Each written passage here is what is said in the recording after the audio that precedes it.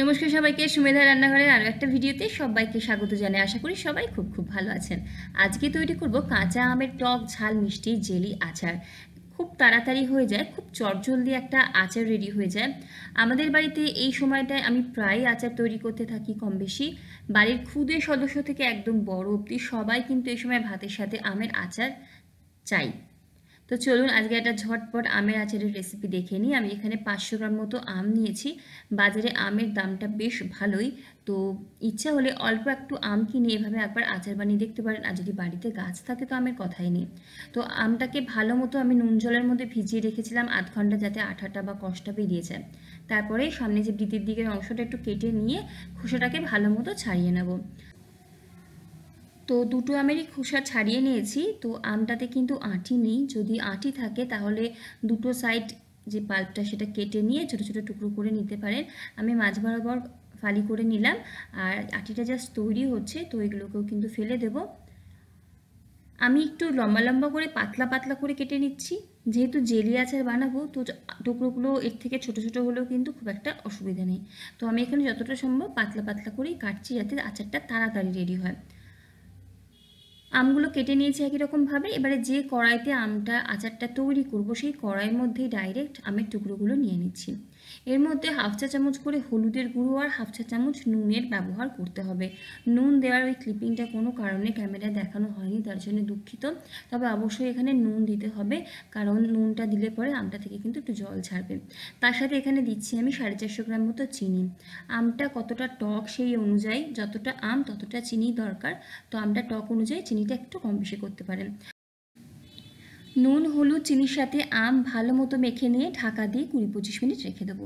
এদিকে একটা ফ্রাইং প্যানের মধ্যে দুটো শুকনো লঙ্কা, হাফ চা চামচ করে জিরে, ধনে, মৌরি, একটা ছোট দারচিনি, একটা ছোট্ট এলাচ আর 3 থেকে 4টে গোলমরিচ, অল্প একটু নুন দিয়ে শুকনো খোলায় নাড়াচাড়া করে নেব।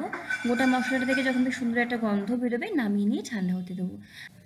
আর এদিকে আমটা ম্যারিনেট করে ঢাকা দিয়ে রাখার জন্য কিন্তু চিনিটাও বেশ খানিকটা গলে গেছে। কড়াইটা ডাইরেক্ট এবার গ্যাসের ফ্লেমে বসিয়ে দেবো। গ্যাসের ফ্লেমটা মিডিয়াম টু হাইতে করে দেবো। চিনিটা গলে যাবে এবং এই চিনির মধ্যে কিন্তু আমটা খুব ভালো মতো সেদ্ধ হয়ে যাবে।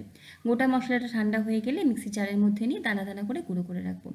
চিনিটা এখানে কিন্তু দেখুন, চিনির রসে ফুটতে ফুটতে আমটা কিন্তু ভালো মতো সেদ্ধ হয়ে গেছে। আমটা যখন সেদ্ধ হয়ে যাবে, অলরেডি তো নুন দেওয়াই ছিল, তো এবার এখানে দিয়ে দেবো আমি বিট নুন। বিট নুন ছাড়া কিন্তু আচার একদমই ইনকমপ্লিট। আমি এখানে বিট নুন দিয়েই করছি। বাকিটা 1 চা চামচ মতো বিট নুন দিচ্ছি। রঙের জন্যে হাফ চা চামচ মতো কাশ্মীরি লাল লঙ্কার গুঁড়ো দিচ্ছি, এটা অপশনাল, তবে দিলে একটা সুন্দর রং হয়। আর যে ভাজা মশলাটা তৈরি করলাম সেটা প্রায় 1 থেকে 1.5 চা চামচের কাছাকাছি দিচ্ছি। এই মশলাটার জন্য কিন্তু আচারটা খেতে দারুণ হবে।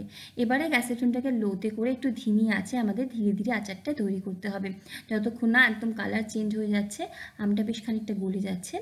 আর দেখুন কালারটা খুব সুন্দর চেঞ্জ হয়ে গেছে, আমটাও কিন্তু বেশ ভালো মতো গলে গেছে। একদম লো ফ্লেমে এই সময়টা করতে হবে, না হলে আমটা অনেক তাড়াতাড়ি শুকিয়ে যাবে। আমের আচারটাতে আমি কোনো জলের ব্যবহার করিনি, আম থেকে যেটুকু জল ছাড়বে তাতেই আচারটা হবে। আচারে জল দিলে আচারটা বেশি দিন ভালোও থাকে না, আর এটা স্বাদটাও কিন্তু খুব একটা ভালো আসে না। তাই জল না দিয়ে একটু লো ফ্লেমে করলে দেখবেন ধীরে ধীরে করতে করতে আমটাও ভালো মতো গলে যাচ্ছে আর আচারটাও সুন্দরভাবে রেডি হয়ে যাবে। এখানে আমি এত অবধি রান্না করব, একদম কিন্তু যেটাকে স্মুথ যে জেলি টেক্সচারটা সেটা দেবো না। হালকা হালকা এরকম আমের দানা মুখে পড়লে বেশ ভালো লাগে। আপনারা চাইলে স্প্যাচুলা বা খুন্তি দিয়ে একটু নাড়াচাড়া করে নিলেই দেখবেন আরও বেশি কিন্তু সমস্ত কিছু স্মুথ হয়ে গেছে। অনেকে আমের পাল্পটা নিয়ে বেটে করেন, অনেকে আম সেদ্ধ করে জেলি আচার করেন। তবে এভাবে একবার আমার পদ্ধতিতে জেলি আচারটা বানিয়ে দেখবেন। আমি গ্যাসের ফ্লেমটাকে এখন বন্ধ করে দিয়ে ঠান্ডা করে নিয়ে তারপর একটা এয়ারটাইট কন্টেনারে করে রেখে দেবো। যদি মনে করেন আচারটা অনেকদিন রাখবেন, নামানোর আগে একটু ভিনিগার দেবেন। তবে এই অল্প পরিমাণে আচার আমি আর দিলাম না, 1 থেকে 2 দিনেই শেষ হয়ে যাবে। ভিডিও ভালো লাগলে লাইক কমেন্ট শেয়ার সাবস্ক্রাইব করে পাশে থাকবেন। দেখা হচ্ছে পরের ভিডিওতে। ভালো থাকুন, সুস্থ থাকুন, হাসি খুশি থাকুন।